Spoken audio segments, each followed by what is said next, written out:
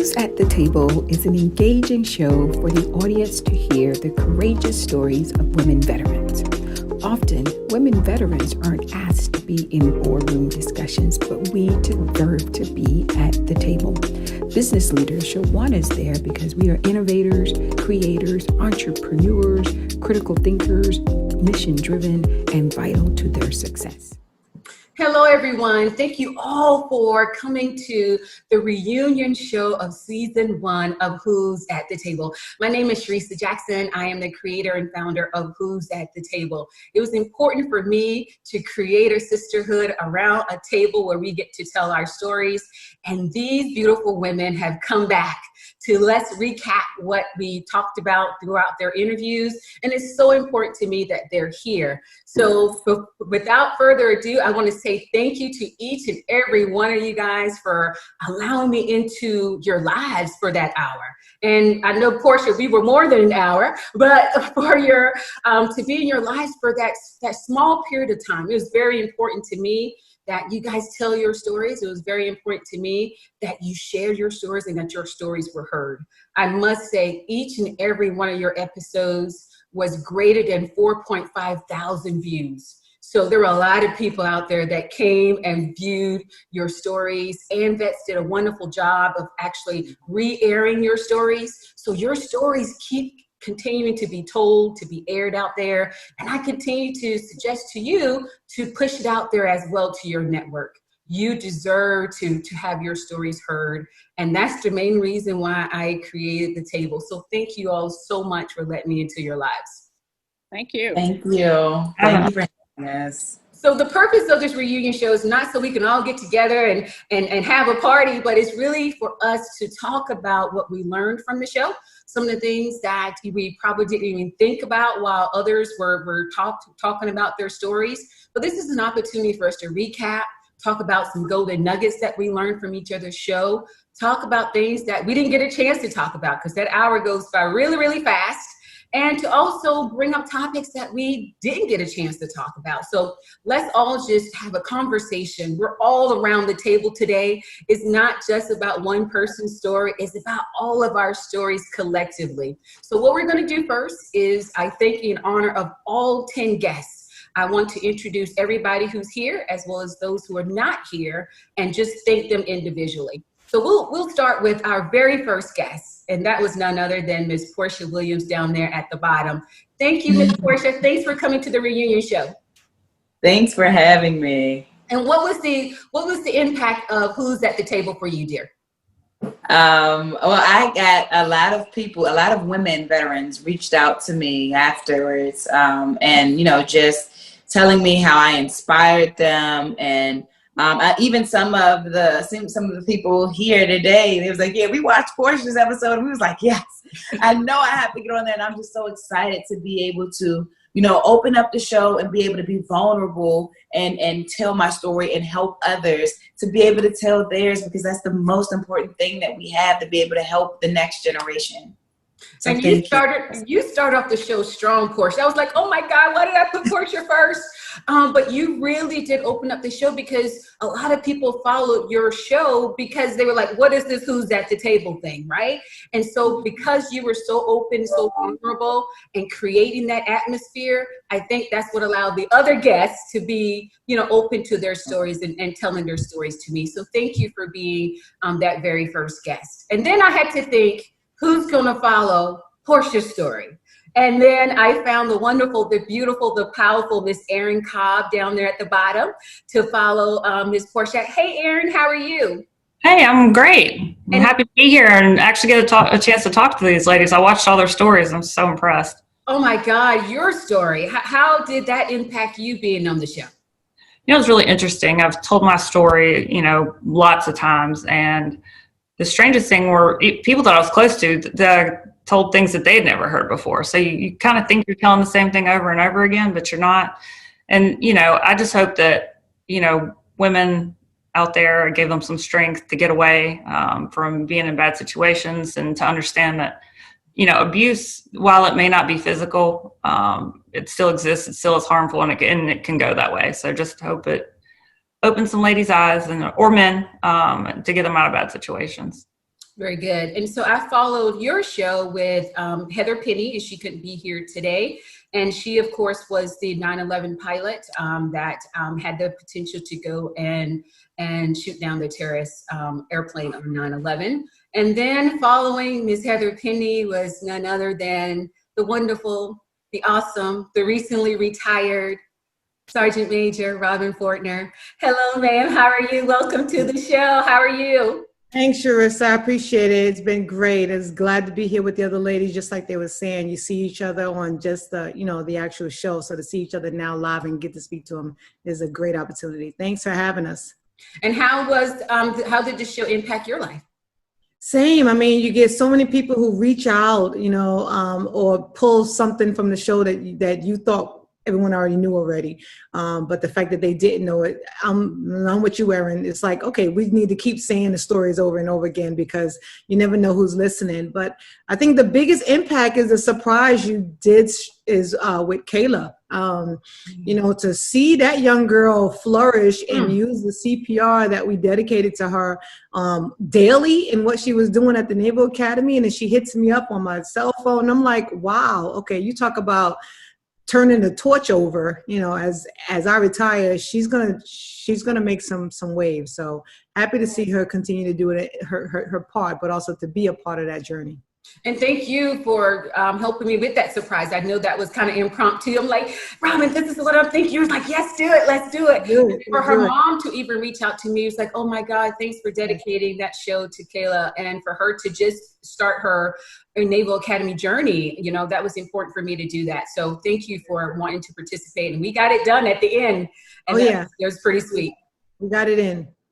So following you was Kim Bailey, and I'm sure you all saw her story. It was about military sexual trauma. She was very vulnerable in telling her story. She was also an advocate for Vanessa Gillen's story, and she was out here advocating for her and justice for Vanessa.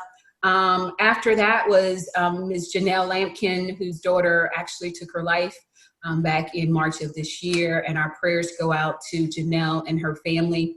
Following her was Ms. Vanessa Mahan, who can't make it here today either because of work responsibilities, but she talked about her military sexual trauma while also being an F-15 pilot on active duty.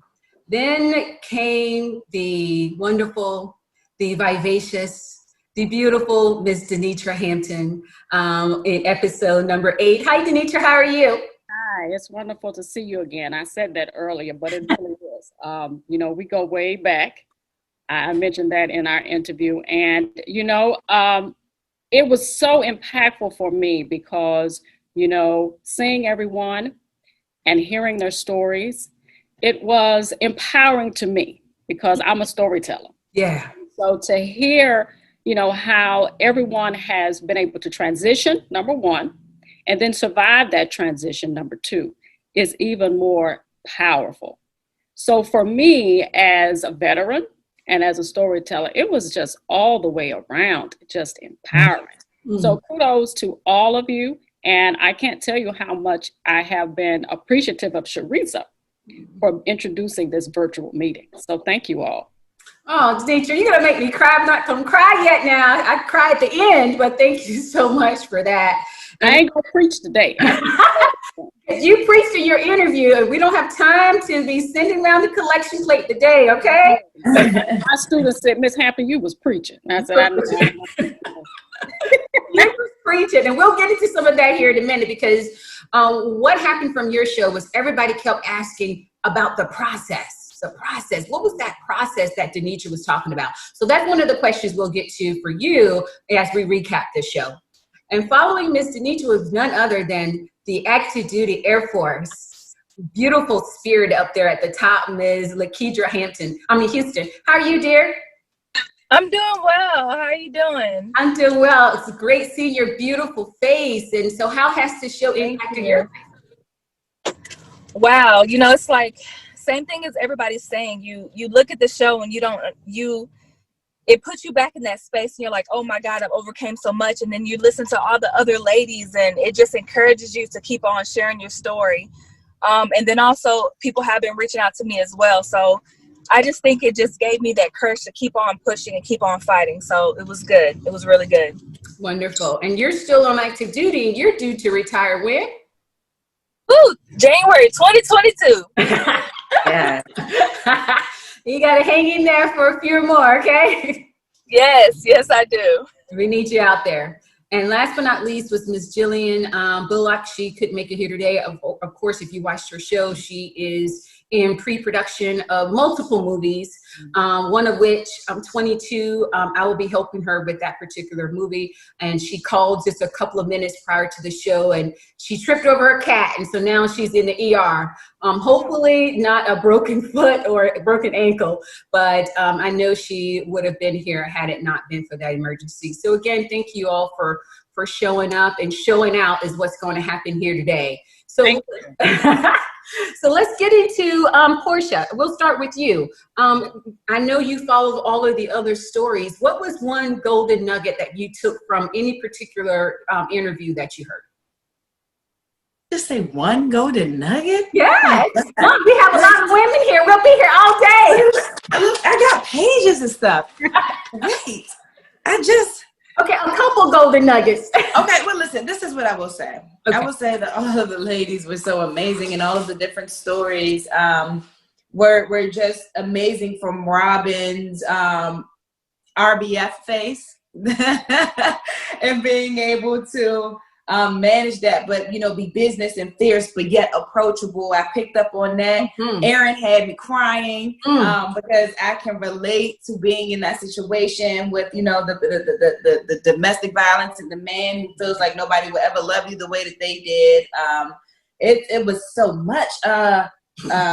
Heather and her mission, and just everybody, Denitra, and the value of the process. I can't wait to hear her talk about it, because I know, because the process is what got us to where we are today. But to get through that, oh my goodness, it's something else. It's so many different. Janelle, my heart is with her, and I'm sending prayers, and I'm going to send support and resources, and we're going to wrap that sister in as much love as we can give her, and we're going to love her and let her know that she is valuable. My heart is with her. And Lakedra, who looks 18, but been in for 18 years. But, it was her nuggets of how the women compete with each other as opposed to empowering one another, and her just being there, everybody's process, and the being there to help others. It was just so many. So I have a lot, but I just want to say that I am grateful, and I have learned, and I love to continue learning and growing. And so I appreciate you ladies so much. And Aaron, how about you? What are some golden nuggets or some things that you took away from some of these women's interviews?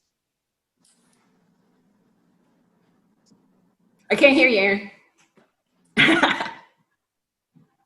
Aaron, can't hear you. Am I on mute? Yeah, you were.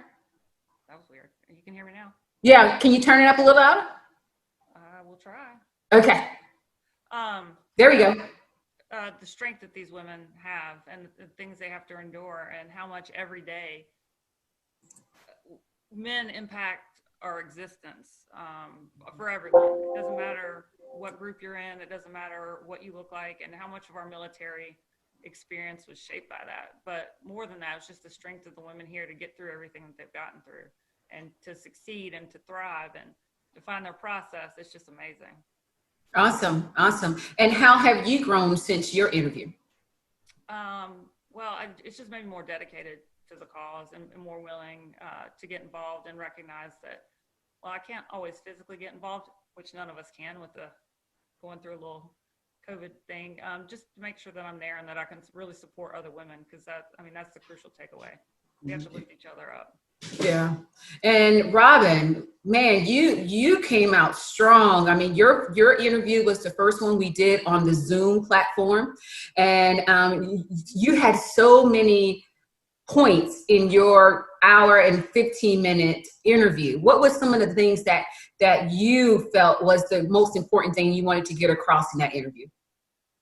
Yeah, I think, the whole notion of just empowering and not being afraid to be at the table. I think we started off strong, Sharissa, just by saying, I'm here because I deserve to be here. And I think when we get past that and we can keep acknowledging that, the rest will come. You may feel the butterflies or the fear inside, but as long as you have that approach up front and you understand I deserve to be here, I think the rest is kind of fall into place. I mean, if we just stop now and just relax, take a breath, and just talk, just like you say for every interview, it's like many times we deserve to be there, not often asked. Yes. Doesn't mean that we shouldn't be there. So sometimes if representation is not there, then many people will kind of throttle backwards and think, maybe I'm not good enough. But I just wanted to throw away that notion, be aggressive, just take that seat, you know, and even if you ain't got it all together, it's okay. Yeah. They don't have it all together either, right? So, but once we just open our mouths, there's so much value, power, and, you know, intelligence that come out of many women veterans, period, or just women, period. That I think we just got to really take a hold of that and own it. You know, there's a meme on my page, just own that, you know what, you know, and I think that's just kind of how I try to go through my years in the Marine Corps is just, you know, I may not have it all, but I just want to go in there and own it. And then everything else just seem to fall into place. Absolutely. Absolutely. And Denitra, what were some of the things that you took from some of these other interviews that really touched your heart? I'm going to tell you, I was really locked into Lakedra. And I hope I said her name right. But, you know, when you interviewed her, it wasn't just so much as the topic of what she was saying, because, you know, again, we've heard these stories, and I think a lot of time us veteran women, a lot of people attach this particular trauma to us when we have so much more to offer.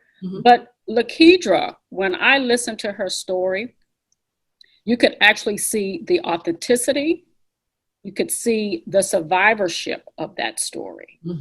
And I think because, you know, I'm a storyteller by heart, and I always know that what your audience feels is who you are internally. And I got that from her. And when she said, you know, as women, we don't necessarily always support each other, and we have to do that more. Because, you know, it's one thing to say that and post all this stuff on social media, but it's another thing to actually walk that talk. And you can do that in so many different ways. You can, like, this is one way. I think this is an amazing way of supporting each other because, you know, you brought this platform and allowed everyone to share these stories. But what I got from Lakedra, and it really impacted me, was that I could feel her. And anytime you can feel someone and you haven't even met them, that means there's a survivorship there. And when a person is surviving, that means next to that is thriving. And so I really, really got her stories that is more to come for her, because I felt that as a person that didn't even know her. And then even, you know, with everyone else that I listened to, I look around this little computer screen and I see not only that we are veterans connected together, you know, we've all served in a way that most people would not even imagine and would not even dare to. So that in itself places us in a category different than a lot of people who are watching this story, because we served in a way that a lot of people would not have even think about. That courage in itself makes us, you know, we should be at the table just because of that courage. Because courage is different than having talent and all of those things. But when you have courage, there's something else. And all of these women have that. So their stories are, you know, templates for that.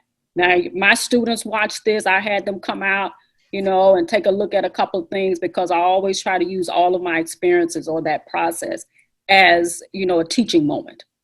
So everybody here had something very, very special, but that one particular thing was that connectivity. And we all shared together. And I got that. And that was probably the most impactful thing for me as a person who's still growing, as a person who's always a student, is that here's this connectivity.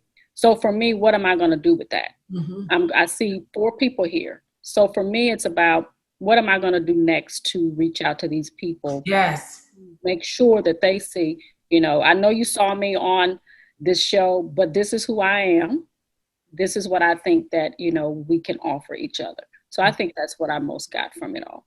Wonderful, wonderful. And Lakedra, I think it's great that you follow that. I mean, how does that make you feel, how she said that? I thought she was preaching to me. I was about to shed some tears. But it's amazing because, you know, listen to everybody. It's amazing just to hear that feedback, because I feel like I needed to hear that because I'm still in that survivor mode. And I think next to come for me is going to be greatness, you know? So all the women, it lets you know that you are not going through this alone. And it was more empowering and healing more than anything, because I listened to all of them. I'm like, man, I went through that same thing. And look at her. She's strong and she's telling her story. So to me, it felt like I should not be ashamed. Keep on fighting. Mm-hmm. There you go, sis. Very nice. Very nice. And Robin, I want to come back to you for a second, because by the time we did your show, you was episode number 4, you know, the wheels were turning. I was getting some people supporting me, and you came out and man, you just knocked it out the park. Why was it important for you to be at the table? Again, I know I was watching your show already, you know, and this the title alone. So when you said this is the first time we're going to do it differently, I said, okay, we really got to make a push here, because, you know, and I go back to everybody's individual story, and it's not just us here, but it makes me kind of think about everyone. If you just stop and think about everyone that we've been in contact with, for me, it's been 30 years, LaKeisha, 18 years, so on and so forth, right? Man, there's so much that still needs to be said, right? And I was like, wow, if we can just get the stories out there in a fashion that's not specific for, you know, complaining or that we want something from it, except for awareness and a listening ear. That was just important, not just for the women that's going to hear it, but for the men. Needs to hear it. And those, you know, who don't understand women veterans or don't understand veterans, period. So it was at a time where someone kind of reached out to me on the side. This was before you even asked me. And he was apologizing, basically. And he was like, I know that when you become a woman veteran, resources is not the same as a male veteran. And sometimes I watch my male counterparts and, you know, the things they're into, the things they see, blah, blah, blah, blah, blah. And it's not always at your face as a woman veteran. So he caught my attention to just reach out to some of the women veterans that I know I stood on their shoulders. I know for a fact that I've stood on their shoulders to get where I was. And I started reaching out even before the show. So when this came up, I was like, what great platform to really push, because social media is where it's at right now. I mean, it just is. So utilizing that platform for benefit and for strength and for to push our voices across all services, but across the nation, that one, we have a voice, but two, how strong it is. And I agree, when we unite, good gosh, you know, the value that comes out of that. So I'm glad I was able to help push that. Not that I have a strong social media following, but I think I had enough to kind of help push that along, where folks at least knew who I was in a credible sense. And I think that's important, you know. If I could go back, Sharissa, because you never asked me what nuggets I found. You found. I really did find so many nuggets myself, but absolutely, just to kind of take the focus off of me in the show. But I'm really watching everybody's show, and I'm gonna be honest, I couldn't always watch it the day of. I just couldn't watch it every Wednesday, but I would go back to your YouTube channel or something and watch it. And again, I think for me, the common theme kept being like pushing through pain. You know, and then I just kept saying, why do we always have to push through pain? You know, like, why is it that our stories, a lot of it is pushing through pain? And that kind of ties what I'm saying, is that many people just don't understand that there's so much pushing through pain to make it this far in the military. And again, it could be in any, choose your career, right? It could be any strong career. But for us, this is what we're talking about. And I don't want folks to think it's only the military, because it's not. It's everywhere. But for us, this is what we know. And, you know, it goes back to some of the young people I know. And that's like, man, what more can I do to help ease the pain, to help mitigate the pain? And I'm always about empowerment, education, and awareness. It's not just for us, but our male peer counterparts. You know, I sit and I go, they don't know what we go through sometimes. And I think really educating them sometimes will kind of help mitigate a lot of the things that sometimes we share just amongst ourselves. Oh, wonderful. Thank you for that nugget. And I didn't mean to omit you from your nugget, but I was just I wanted the audience to know that when we made that shift, it was your interview that made that shift. We got 5.4 thousand views. That's awesome. We made that shift. So, and it wasn't because we had grown to that level. It was because of our new way of marketing the show and making sure people knew that Who's at the Table was about women veterans. And we really pushed it out there. And your story had so much depth to it that it continues to be watched. And so I just want the viewers to know that that switch happened when we crossed over to the Zoom platform. Now, let me tell you, now, after Portia and then Aaron came, I was like, we're on to something, because I had read about Aaron. Sherman had told me about Aaron, and I had called Aaron once, and I'm like, man, I don't know how this is going to go. I wonder how deep she's going to go. But Aaron, what was it about the show that made you go that deep? Because you took us on a ride, and I was like, oh my God, I hope she's going to be okay afterwards. So what made you feel so comfortable in disclosing all of those details that you did? Number one, you are amazing at what you do. So I want to give you credit, Sharice, because that was part of it. But I just think I'm a real person. I mean, I swore a couple times on my Zoom, on my meeting, so I'm sorry if that offended anyone. But if my story saves people's lives or it helps anyone, I have no problem sharing the details. Because at this point, it's not about me. It's about helping other people. So, I mean, I don't have any problem doing that. I thought there might be a little hangover afterwards, but really I felt great afterwards, just to know that I put it out in the ether, and then hopefully someone will get something positive out of it. And they did. There were so many people that reached out for that fact. You're like, oh my God, we need to make sure we stay close to Aaron, because I don't know if you've ever revealed that much information about your story to other people. And I was just like, man, that's why I kept texting you, like, you doing okay today? How are things going? Because I knew you went really, really deep, and I really appreciate that. And you showed your vulnerability on the show.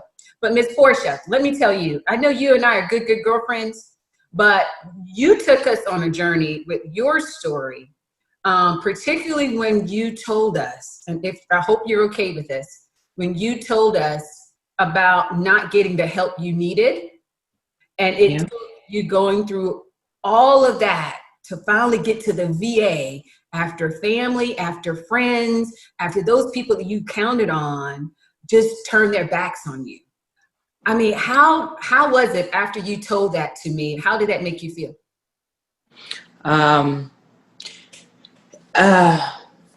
It raised a sense of awareness. I don't think that people really understand the value and the weight of their words, the people who are having suicidal ideations. And so, in fact, every time I speak, I am very careful to include that part, because you could shift a suicide intervention either way with your words, in the way in which you project onto someone else. And those things are very important, especially now. When we spoke, it was in early May. Mm-hmm. We didn't know that COVID would be as rampant as it is today, and that all of these things were going on. I am afraid to see the numbers for 2020. We'll get them in 2022. Mm-hmm. But, it is, I think it's incumbent upon us to be able to be a little nicer, to speak a little easier. Everybody is going through something. And so just to be able to share those parts of, listen, I understand what it feels like to be there and have no one there for you, but let me tell you, so. And Ms. Denitra, let me tell you, in that process, I still get people asking, when you talk to Denitra again, she needs to just write a book about the process, because you talked about the process. I see Erin down there nodding her head, and Lakeisha. So kind of bring us to what you talked about in your interview about the process. And there was one thing that I love that you said, and we even used it in your promo. You talked about the pedigree of a woman veteran. So let's get the pedigree first. And then let's talk about this process that you were talking about. Well, we know that pedigree is honor, courage, and commitment. We have that, and then we take that over, or we hemorrhage that over to what we do outside. And that's always to our families, that honor and courage and commitment to our families, to, our passions, because you all are, demonstrating that today. But, process and what I was talking about on my interview, it always comes for me from a spiritual standpoint. And I believe that everything happens for a reason. This connection here is for a reason. I mean, I don't think there's luck. I think that everybody meets for something. Our purpose is to figure out what that is we need to get from that interaction, because it's something there that we need to get to move forward. Mm-hmm. And we sometimes are not in spaces, or we haven't built that capacity to get it. And if we don't get it, we have to repeat that. Mm-hmm. And I believe that. So whatever this is today, we have to figure out what we were supposed to get. Is somebody saying something or doing something that's going to help us move to the next space? And that's process. And I think all of us have our own particular process, because, God knows what each one of us is experiencing. And so he has, placed people into our lives to educate us on how to get to that next level. Because I'm sure all of us, are saying, Lord, help me. I need to do this or that. And he does, but he does it in his own genius way. Yeah. He doesn't do it in the way that we want him to do it. Mm-hmm. I ain't gonna preach. That's process to me. And in my life, whether it has been serving 22 years in the Navy, then getting out of that, it's always been my belief that if I just trusted whatever that process was I was in at that particular moment, it was going to build the capacity that I needed to be able to get to the next space, to develop all of the things I needed to be able to get to the next great space to help me thrive. And I think a lot of times us as women, particular, and I say that deliberately, us as women, we don't treasure the space that God has us in at that particular moment, because we are too busy comparing ourselves to everyone else.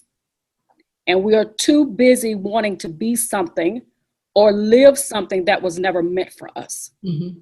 So when we treasure what God has placed us in that particular moment, or, if you don't believe in God or whatever that is, whatever it is that you believe in, the universe, if you treasure where you are now, you're going to see how powerful that is. Mm-hmm. And because only you have your own story. Mm-hmm. Nobody can duplicate who you are. Mm-hmm. It doesn't matter. Mm-hmm. So when we as women in particular learn how to trust that particular process for each of us, we will get that next best thing that's waiting for us. Because whatever is for Lakedra or Aaron is not meant for Denitra. It's meant for her. But we have to trust whatever that little process is that we are currently in. And sometimes it can be, a bad marriage, a bad relationship, a good relationship. And sometimes things only last a little bit, but we want it to last forever. Mm-hmm. But process is about understanding that relationship may just be 2 days. Mm-hmm. You needed to get some from somebody for a week. But we try to keep them around for 2 years. Mm-hmm. And then they become toxic to us in our lives and all of these things. And they were never meant to be. And there we are hanging on for 2 years out of what our good things should have been. Right? Yep. Amen. Amen. Amen. I'm over here clapping on mute and everything. Right. I know one thing out of this thing. I got Preacher Hampton as a hashtag. You know what, Lakedra, even before you and I started our interview, because we have, a connection, more so than the other women here on the show because of the work that we've done together. And, we're always following each other. And I said, Denitra, I'm just ready to get to the next level. And you say, Sharisa, you have to process your current space. You have to process what you're going through right now. And until you finish processing what you're going through right now, you're not going to get to that next level. I hope I didn't say it like that. That was, well, you did kind of say it like that. You said it in a nice way, but you still kind of said it like that. We always want to be somewhere we're not ready for. Exactly. We always want to have something that somebody's got that don't belong to us, And so I just say and I don't say this just to you all, I consider you all my friends now, but I have friends that stop by my shop all the time and say, Miss Hampton, I need a word or whatever. And I said, where you at? you know, and it could be the job or whatever. And the thing is this, you know, and I hope this is something that everybody takes from this. You have to value where the universe has you.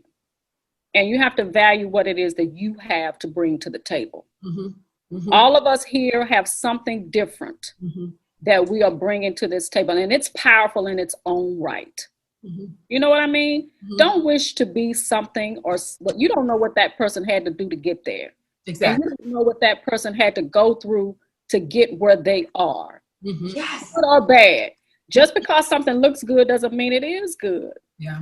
And you may can't handle what that process was for Aaron. I may can't handle what Aaron did. I may can't handle what Lakeisha did. That's why God didn't give it to me. Mm-hmm. You know what I'm saying? Mm-hmm. So be careful about what process you want. Yeah. You're built for your own particular process. Exactly. And I think that's a good thing.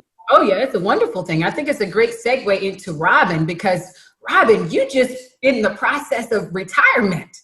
So how was that word that Denidra just gave us, like she gave in her interview, how does that make you feel, and what did you get from that? Yeah, I mean, still, as you said, still in the process. It's only been 2 weeks since the ceremony, but I'm still on active duty to 30 September, right? So still haven't really sunk in the process of what I think. I'm at the reflecting part, almost like you're saying, Denise, just, you know, what's next, you know, without jumping too fast, too quickly. You know, I really want to absorb the past 30 years, you know, and just like you said, reflecting, been through so much, impacted so many people, those type things. And I'm not in much of a rush. I really want to find me again, you know, taking that time to process being a Marine, you know, always going to be that Marine. But at the same time, Robin's going to come out more and more. And how she's going to come out, I think, is going to be how much time I spend, as you say, Denitra, in that process. Just processing this transition period and knowing it's okay. It's okay not to have everything figured out right now. Mm-hmm. It's okay, you know, not to know exactly where I'm going to work. I'm going to work on me, right? So those things are okay, you know, and it's a little anxiety with it though, because I'm used to this, right? So I'm used to this, but I'm really forcing myself to throttle back a little bit and dwell in that processing moment. So for me, I think this is a good processing moment, you know, but I agree with you on knowing where you're at and knowing what's right for you. I think we just need to hear that sometimes, because it can get overwhelming. And I'm going to be honest, social media probably is the biggest mask of people's lives that we all engulf ourselves in, that we don't know how people get there, because they're only going to post what they want you to see. Mm-hmm. And they're not going to always post some of the things on the backside. So I think, you know, again, understanding that process, whether writing a book, whatever, whether it's spiritual, because you're right, everybody don't believe in God, but they do believe in that process, right? Mm-hmm. Whoever that's from. And I think it's healthy for every last one of us. We're talking about empowering. And if I could use the process piece of it, when we're talking about empowering women, you know, I think for us, I go back to being just comfortable in our own skin. It's like too many times we're trying to be more than what we are naturally there. So, you know, like in the military, they want us to be X, Y, Z, right? Well, sometimes we ABC, and guess what? ABC is still a mission maker, right? So that's what I mean by being more comfortable in what we bring to the table. I think understanding that helps us in that process, Anitra, if you will, you know, just being able to be comfortable with that and hearing that word that you're saying. Understand what your process is. Stop trying to be like somebody else. And once you get through with that, you'll be surprised at the rose that flourishes, or, you know, the swan that comes out of it. You know, it's really important for me to do that right now and figure out, well, who's that swan on the inside right now that's been there the entire time, but always had a uniform on maybe, or had this hair up in a bun maybe, you know, but the inside is going to always be there. And I think that for me is actually rewarding to process that right now. And Erin, I mean, you and the process you had to go through, you talked about on your show, you know, you were into fitness, you know, figure competitions, you know, you were weightlifting, on the stage, hopefully, and then you had your accident, you had your trauma that happened. How did you process through all of that, and where you are now? Slowly. everything's a process. Grief's a process. So I had to go through the process of grief, of almost grieving the life that I had, and transitioning into a new life. But I mean, I'm almost I guess this year will be 9 years out from getting shot. So time makes everything better. But as I've said, I have a tremendous support system, and I know when to lean on people. I'm not you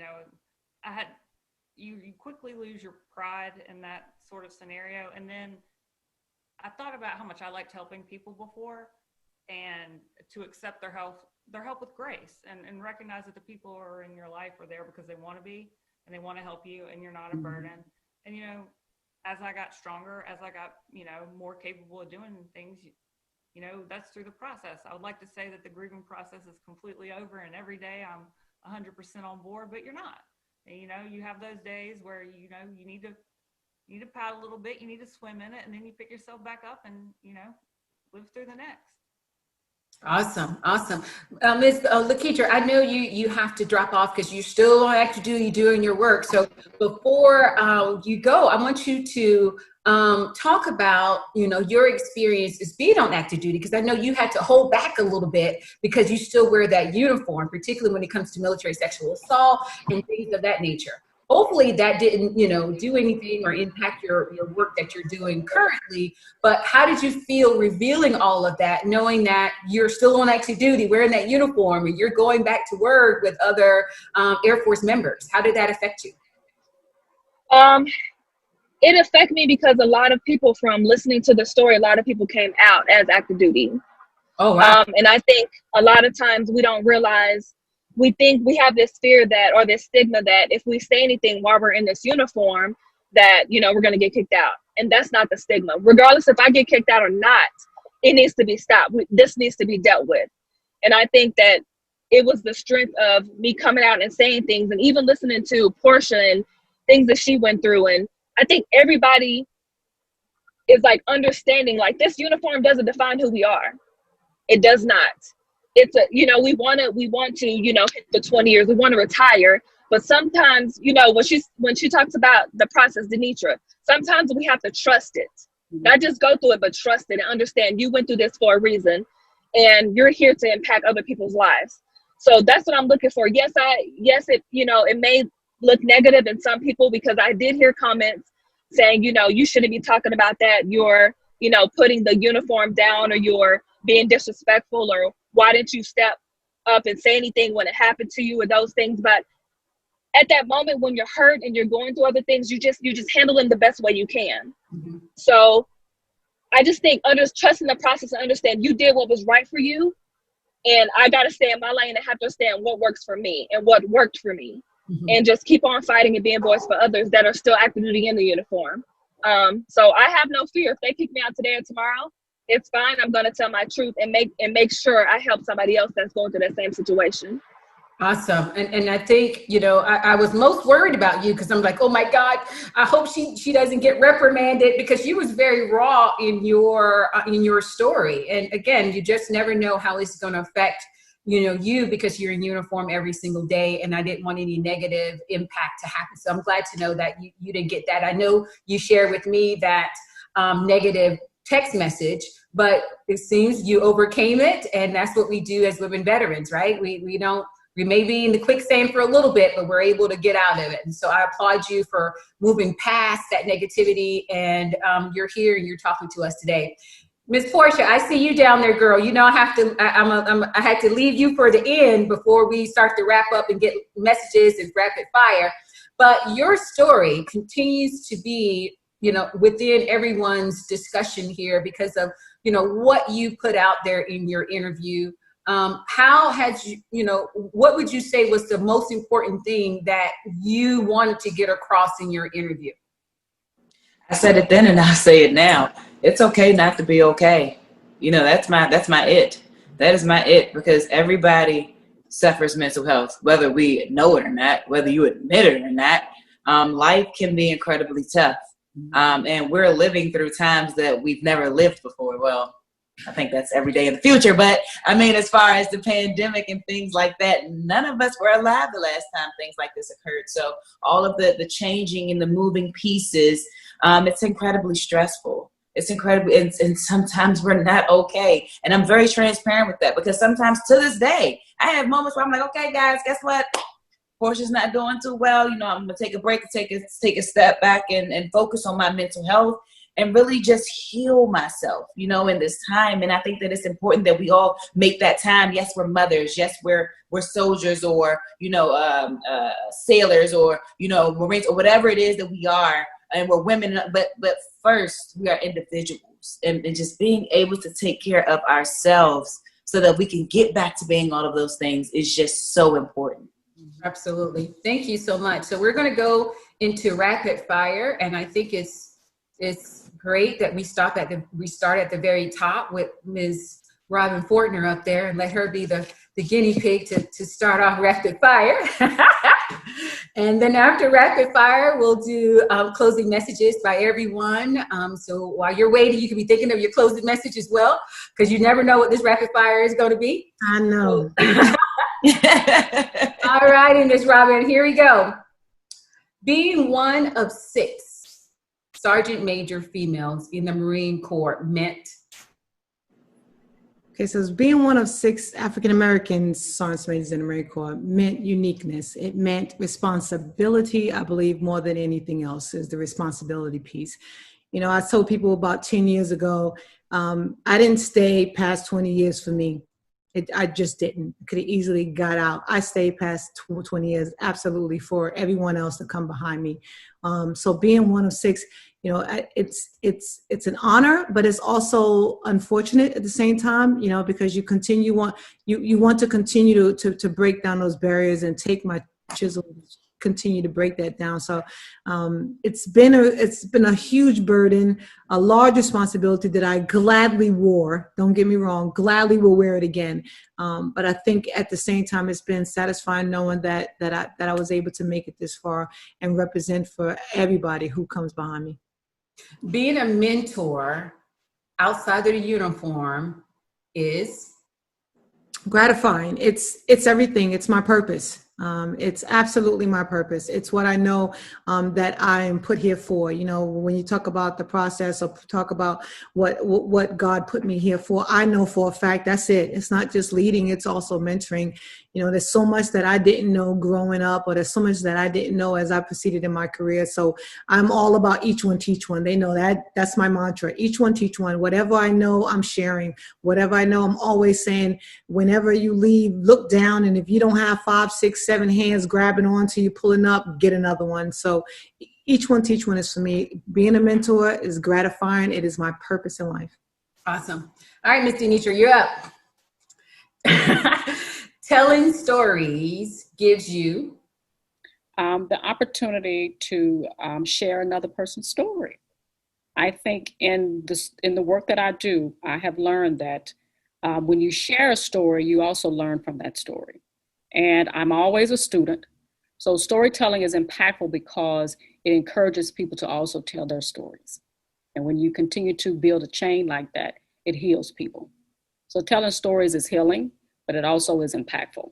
And it creates this pipeline of just really, story after story is about healing. If I had to weave a quilt to showcase our pedigree, it will include honor, courage, and commitment. And one other thing, storytelling. Very good, very good. Erin, you are up. My wheelchair is symbolic of my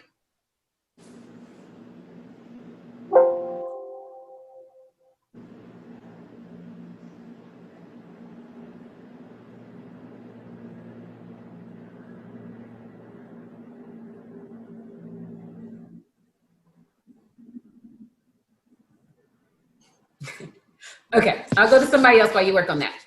Okay, Miss Portia, I see you over there. You're ready to spit your little fire here. If you could have $1 million and you had one act of kindness that you had to do with your first $1,000 of that 1 million, what would you do with it? Just $1,000. I would train as many people as I can in suicide intervention skills. I knew you were going to say that. And what does suicide intervention mean to you? How to have a conversation to save a life. Yeah. Yep. Lakedra, you're up next. Oh no. Hopelessness and suicide changed my life by. Ooh, hopelessness and suicide changed my life by.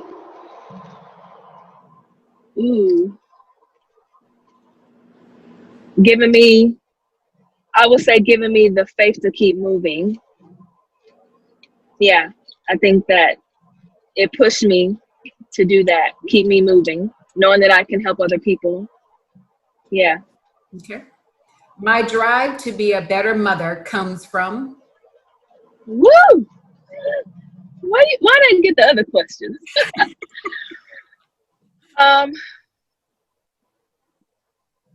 Wow.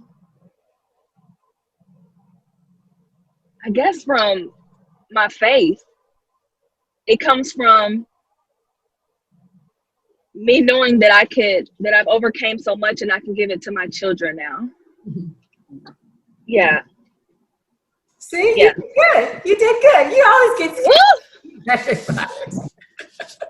And all of these questions come from your story. So I know in your story, Lakedra, you talked about your son, and you were feeling a kind of way about being the mother to both of them, and so that's why I brought that up, so the audience will know you are still working on that and wanting to be the best mother that you can. All right. How are you up there? No. So. Oh, can you hear me now? Yeah, I can hear you now. I swear I didn't touch anything. Okay. So the question was, my wheelchair represents my ability to survive. I mean, that's, people act like the wheelchair is the problem. The wheelchair is what allows me to live my life. It's what allows me to get around. So it's just my external representation of my ability to survive and move forward. And we're going to start with you now before we run out. I can't hear you again. What's your closing message to women veterans? I guess, so my closing message would be, support other women. We're all that each other have in a lot of situations. Hold other women up, bring them to the table. And if you have a place of privilege and you have a voice, make sure you move aside and bring up any, your sisters that wouldn't have access to that table if you didn't help them get there. Awesome. Thank you. Ms. Lakedra, I know you got to go. We're going to go ahead and get your message before you have to go, dear. What's your message to women veterans? Well, my message is just don't be afraid to share your story. Don't be afraid to empower other women and hold them close to you. Don't be afraid. We need that. So that will be my message. Don't be afraid to take care of each other. Okay. Ms. Denitra, what would be your message to women veterans? Trust the process. Trust the process, because it's your kryptonite. Your kryptonite. And if you can truly embrace that and start to operate out of that, you're going to find that life is going to be much kinder to you. And I hope that everyone on this panel and everyone that's listening can kind of figure out where they are right now, whatever process they're in, and it can be anything. Just own that process. Get the lesson, and then figure out what you need to do with that, because the next best thing is waiting for you. Mm-hmm. Awesome. Ms. Robin, message to women veterans, ma'am. Yeah, so, I always talk about my CPR. I think, again, my entire time. And for those that don't know, C is for confidence. So we talk about women veterans constantly instilling confidence. P can be many things, it could be purpose. In this case, I'm going to say purpose, because I really think it's important for us to always find our purpose, no matter where we are in that process. Mm-hmm. Let's find our purpose in that process. But I'm gonna leave you with resiliency. And I said it again, there's been a common thing of pushing through pain. So resiliency is always huge for me, being able to, no matter what comes our way, to be able to get up and continue, dust off. And we do that by many ways. One, trust in the process, but two, just like what everybody said, depending on each other, looking out for each other, building each other up, not tearing each other down. There's so much things that are already against us. Let's not be our own worst enemy. So I've always learned to, no matter what happens, finding that bright light in every situation. I'm reminded, and I'll end with Maya Angelou, which is my favorite poet, and it's on my social media as well, but her poem, Still I Rise. So again, you may cut me with your eyes, you may kill me with your hatefulness, but still like air, I rise. Absolutely. That's so beautiful. Portia, you get to follow that. I'm sorry. I know. What do I say here, right? I wrote a couple of things down, right? 1, you're worth it. 2, take it one day at a time. 3, it's okay not to be okay. And your story could save a life. Support each other, as we are and as we're doing. Speaking of, I'm in the running for Miss Veteran America 2020. I'm a finalist. So I would love to be able to support anybody in any way that I can. And I would love my sister's support. Absolutely, absolutely. And we're going to close by having each of you stay where you are right now. If you're writing a book, if there's another film, if you're having these speaking engagements, just come on and just tell us what you're doing, and we'll close on that. Robin, you want to start? Anything upcoming for you? Sure. Again, you heard me say, after the ceremony, I'm just concentrating on me just a little bit. I've always had a dream of speaking, empowerment, things like that. So my handles are out there at RC Fortner, but I also have a website, www.rcfortner.com. It's up and coming. We're coming out with podcasts. We're coming out with a book about stories. So trust me, I'm going to be hitting y'all up, but it's a leadership book. So definitely looking into building the brand to do just that, empower women vets, but at the same time be mentors at the same time. Not just the women as well, though. I think, again, I'm a leader of Marines. I always say that I'm not just that. It's who I am. So I love my brothers just as much, y'all. That's just me. And I've always done that. So I have a thing called who's motivating the motivators, so as I think even leaders need to be motivated and mentored at the same time as well. So lots to see in the next coming, who knows, months, years, we'll see. But right now I'm just kind of trusting the process again. I don't know, but I do have a lot out there already starting to come into fruition. So. Well, I wish you nothing but the best, Robin. And again, thank you for coming on. I saw your retirement ceremony. I was crying in the car. I stopped on the side of the road. I'm like, this is it. I got to sit and watch Robin's retirement.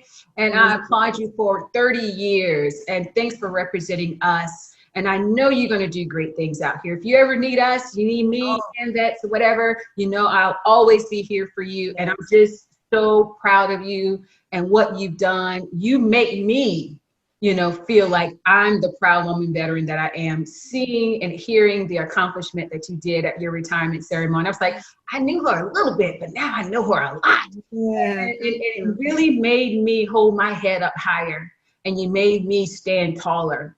And I'm gonna stop before I start crying, but it really impacted me that much, because it's something about us as women veterans. When we don't see people like you, we don't know we're capable of it. And you made me feel like I'm capable of any and everything. Yeah, thank you, In 30 years, I knew I could have probably done 7 more had you been in my corner. I didn't have someone like you in my corner. And I could have done 7 more years to do 30. But I'm proud of you and what you've done. Thank you so much. That means so much to me. Thank you very, very much. I definitely need you. I need all of you still, right? And we just talked about that. So not saying goodbye at all. This is definitely a sisterhood that you started, and I think, just if I could speak for everybody, I think there's something we all are on board with of helping each other out, no matter what that is, even if it's just the ear. So thank you, Charissa. I'm so proud to be in your corner, but also more proud to be at your table. Thank you, sister. Oh, wonderful. Miss Erin, you're up next, dear. Baby. Oh, yeah, it works. Fantastic. I'm contributing a chapter to a friend's book. He is retiring as a police officer, but it's basically about men getting help along the way. Especially we've seen what happened with with George Floyd and so many unarmed Black men, that continues to happen. And it's a really cool project that I'm really excited about, because he had a great point. He said most guys or women go in to be a police officer to want to hurt someone, right? How do they get to that point? And it's institutionalized things, it's exposure, it's people's inability or unwillingness to get help along the way. And so I think that's a really positive thing that he's focused on. So I'm going to tell a little piece of my story about what I went through. Still trying to write a book. It's so hard. It's so hard. You sit there. I know I just need to write and get it out. But I'm working on it. And that's really all I have going on. That's a lot. And I appreciate what you're doing, because you keep moving. You're not one of these people that's going to sit still. And so I see the work that you're doing, and I'm glad to see the other stuff that's coming out. And as I always tell you, I'm here if you need anything. Let's go get it. Let's make it happen. Thank you so much for having me. You're so welcome, dear. Denitra, what's up for you? What's next for you? Well, this weekend is the world premiere of my Year of the Nurse and Midwife film. This is my second documentary. And I say world premiere because the World Health Organization is in this film, and it's sold out 3 days, Friday, Saturday, and Sunday, and everyone around the world is going to be tuned into this film. I'm very excited about it because it is only my second film, and I could never imagine that we would have this many people watching the film. It's done fantastic. Everybody knows, if you didn't know, 2020 is the Year of the Nurse and Midwife.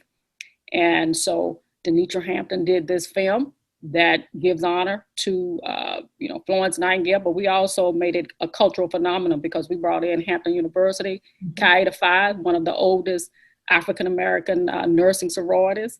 And we just gave homage to, the African-Americans who have contributed to nursing and to science and to medicine.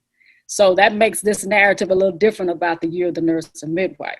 But that's the big thing for me this weekend. But then, of course, the production company is moving forward with filmmaking when it comes to nursing and science and global equity. So that's what we got going on.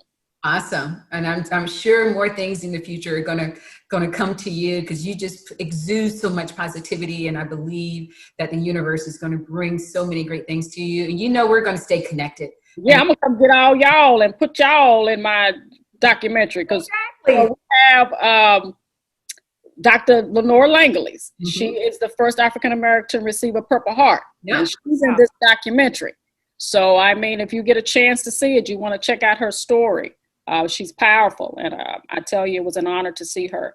But all of you all are fantastic. So keep doing what you're doing, and I love you all with the love of God and the love of the veteranship that we have here. This is a connection.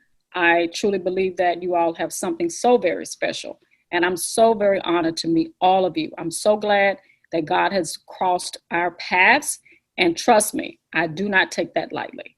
I truly believe in connection. And so I'm looking at all of your faces right now, trying to just figure out, what is this moment for? So thank you so much. Absolutely. Thank you, Denitra. Lakedra, what's going on with you? What's going on? So I've done a few mentoring events for young ladies, which I'm never thought I would ever do. So I'm enjoying that time. I've also been asked to be a part of a Veterans to Industry to talk about sexual MST. So they put me over that program. So I'm excited about that. And just right now, like Robin is going through, just transitioning, what I'm going to do, what's my next step, what's my purpose. Because remember I said on the interview, from my pain came my purpose, right? So now I'm trying to just figure how to tie everything up and just do the best thing I can do. Also, I started a brand, Key Fit, which is Knowledge, Empowerment, Unity. And it talks about mental health and as well as physical health. So also doing the same things Portia doing, going and talking about suicide awareness and making sure while we're in that uniform, we get the help that we need before it's too late. Awesome. Wonderful. Thank you so much. And I know you and I will stay connected. And if there's anything I can do for you, I'll always be here for you. Last but not least, Ms. Portia, close us out. What's going on with you besides the Miss Veterans pageant?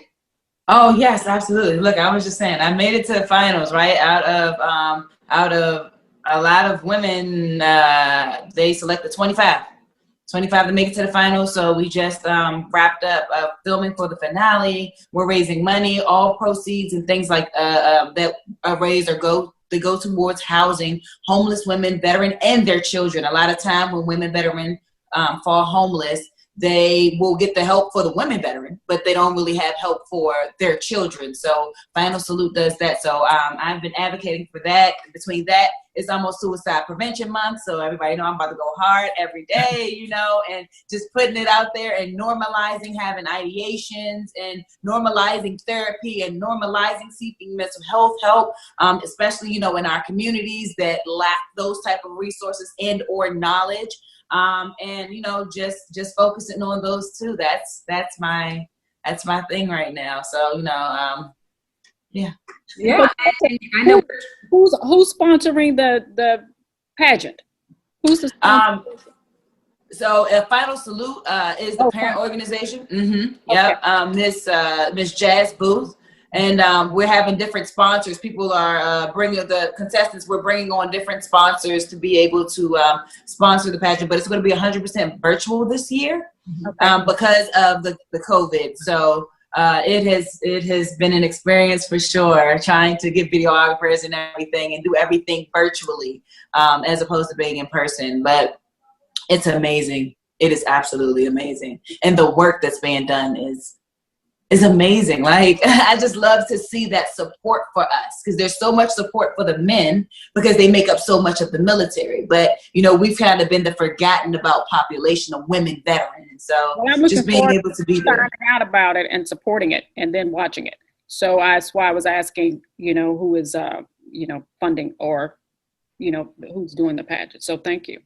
Absolutely. Yes, ma'am. Thank you, Portia. And I know we are trying to work our partnership out for suicide prevention. Just to give you a heads up, we are into version 2 of our suicide online prevention training. I was able to score a $20,000 grant from the Christopher Reeves Foundation. So we had a talk on Monday with the developers of the online training to do version 2, which includes one of your scenarios. So I'm super duper, and thank you for your contribution to that online training. And I got a big announcement for all you guys, since you guys are here. I'm not sure if I told you guys, but season 1 was such a huge success. And when I changed platforms, you know, I just had to trust it was the right thing to do. And I'm glad that I did, because halfway through season 1, HBCU TV network has decided to pick up my show. So starting with season 2, it will be on Fire Stick, it'll be on Roku, it'll be on Spotify, you name it. So that will give us an even bigger platform to have our stories be heard across the nation. And so I couldn't be here without you guys. And I just want to make sure that I say that and everyone gets to hear. It was because you guys trusted me, again, getting all teary-eyed. You guys trusted me that I'm here and this has happened, and I trusted the process, and I tried not to do more, didn't do more than I needed to do, and still sitting here waiting for that next big thing, and this opportunity came. So I think Denitra actually talked it into existence by telling me to set my little butt still, and I did, and this opportunity has come. So you're the best. You're the best at this. Yes. So Yeah, congratulations. When you go over there, they're gonna know what they got. Well, I appreciate that. I wouldn't be here without you guys and you guys being open and vulnerable to me. So with that being said, please continue to watch the show. Season 2 is going to be even more fire than season 1. If you want to watch all 10 of the episodes, you can surely go to my YouTube channel. It's just my name, Sharissa Jackson, or you can go to AMVETS and watch all of the stories there as well. Continue to follow me, continue to support the show. I appreciate you all. Thank you all so much. God bless, be safe, take care.